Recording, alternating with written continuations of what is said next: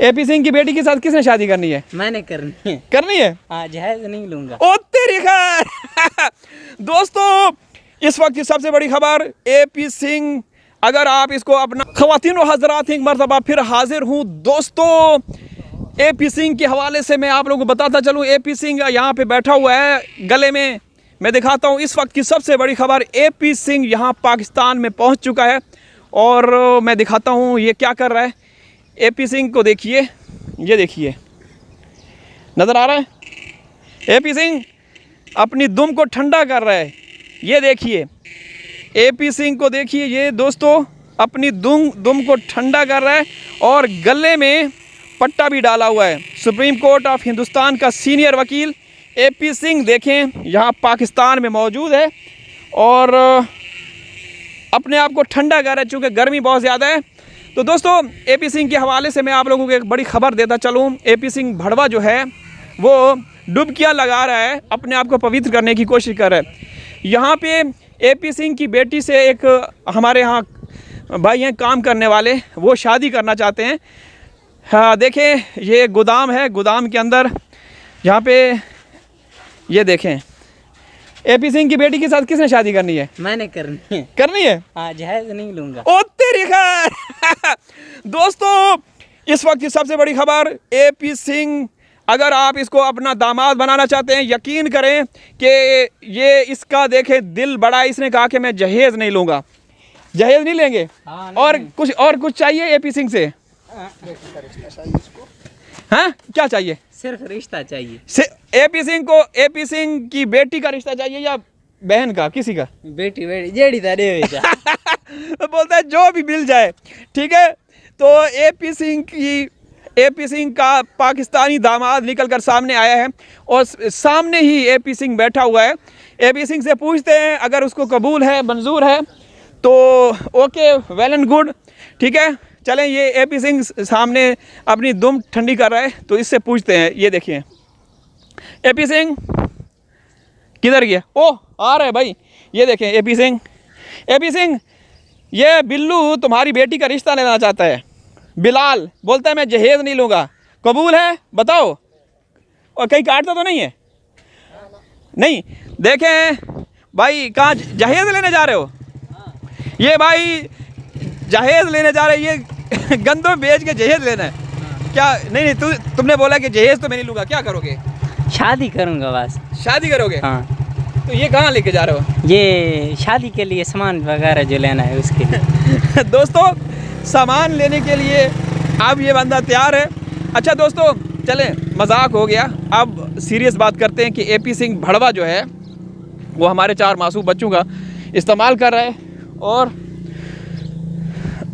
कमज़र्फ़ और कमीना इस हद तक इस्तेमाल कर रहा है कि उन बच्चों की ज़रिए से रोज़ी रोटी कमा रहा है और चाहता है कि बच्चे वहीं हिंदुस्तान में रहें और ताकि उसका जो रोज़ बसर है, रोज़ जो भी रोज़ी रोटी है वो चलती रहे।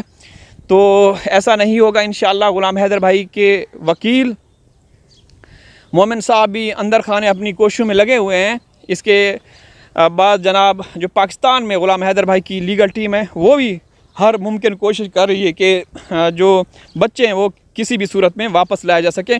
बहुत सारे ऑप्शन हैं, बहुत ज़्यादा ऑप्शन हैं बच्चों को पाकिस्तान लाने के हवाले से, ठीक है। भारत सरकार तो भरपूर तरीके से साथ दे रही है, वो देती रहेगी, हमें उनकी कोई वो नहीं है, ज़रूरत नहीं है।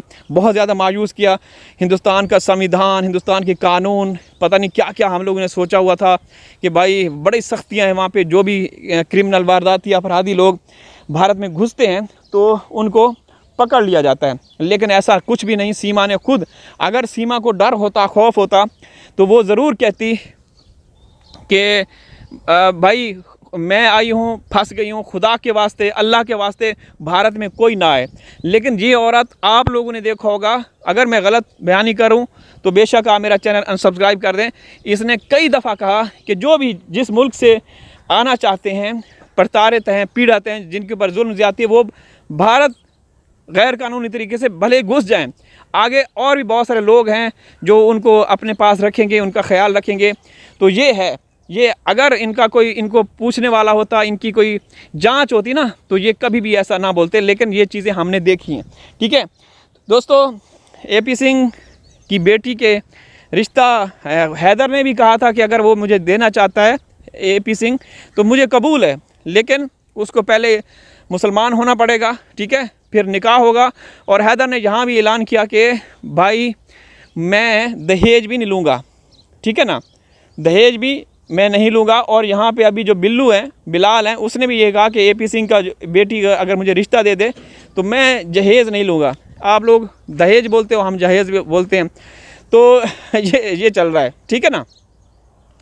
तो दोस्तों देखें, इंसानियत के नाते मैं कहता हूँ कि इदारों को शर्म से डूब मरना चाहिए कि एक वालिद जिस तरीके से बेबस होकर मजबूर होकर हाथ जोड़ गुहार लगाता रहा, लेकिन किसी इदारे के ऊपर कोई असर नहीं हुआ।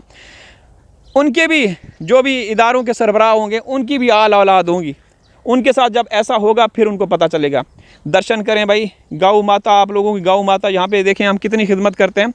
कल एक यहाँ पे जो गौ माता है वो गर्मी की वजह से उसको अटैक हुआ, उस बेचारी को हॉस्पिटल भी लेके गए, जानवरों के ड्रिप भी लगी, लेकिन हीट स्ट्रोक की वजह से वो अल्लाह को प्यारी हो गई। ठीक है ना। यहाँ आप लोग देखते होंगे, यहाँ पे एक गाय होती थी पहले इस जगह पे, तो वो आज नहीं है। ये रात को कल उसकी तबीयत ख़राब हुई, लेकिन हर मुमकिन कोशिश की कि उसकी किसी तरह से जान बचाई जा सके। 5 लाख रुपए की वो गाय ली थी, तो मेरे कज़न की है, तो वो अल्लाह को प्यारी हो गई। ठीक है। तो दोस्तों AP सिंह, सीमा, ये सारे अपना खेल खेल रहे हैं, हिंदुस्तान के इदारों को, एजेंसियों को दिखा रहे हैं कि देखें हम किस तरीके से लोगों को गुमराह कर रहे हैं।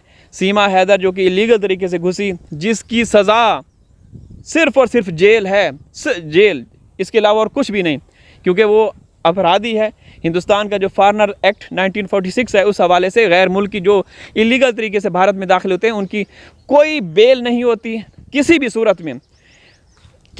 सूरत में कोई बेल नहीं होती। अगर बेल हो भी जाए, जो ज़मानती होगा, जो ज़मानत देने वाला होगा, वो बिल्कुल भी सामने नहीं आएगा। पहली बात तो ये कि नहीं दी जाएगी। और इन ज़मानतियों को देखें, जो ये जामिन लोग हैं, ये नित्रपाल कंजर की औलाद, सुअर की औलाद, ये खुद क्रिमिनल है, वारदाती हैं, अपराधी हैं।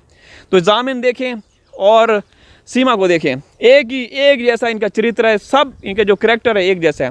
तो जो भी फॉरेनर एक्ट 1946 है, उस हवाले से किसी भी जो भी महाजिर होते हैं, गैर कानूनी तरीके से दाखिल होने वाले, किसी भी सूरत में उनको ज़मानत नहीं दी जाती।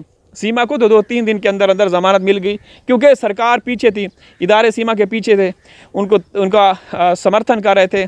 कोई भी इशू नहीं हुआ, आराम से सुकून से वो भारत में दाखिल हुई। AP सिंह उसको लेकर आया और भारत दाखिल होने से पहले सीमा को आधार कार्ड, नकली फर्जी आधार कार्ड भिजवा दिए गए, ताकि उसको किसी किस्म की दिक्कत ना हो। या ना सिर्फ आधार कार्ड और भी डॉक्यूमेंट्स, बल्कि जब वो दाखिल हुई तो 2 सुरक्षाकर्मी जो थे, तैनात थे, उनको सीमा ने गिरफ़्तार करवा दिया मौके पर। ठीक है ना।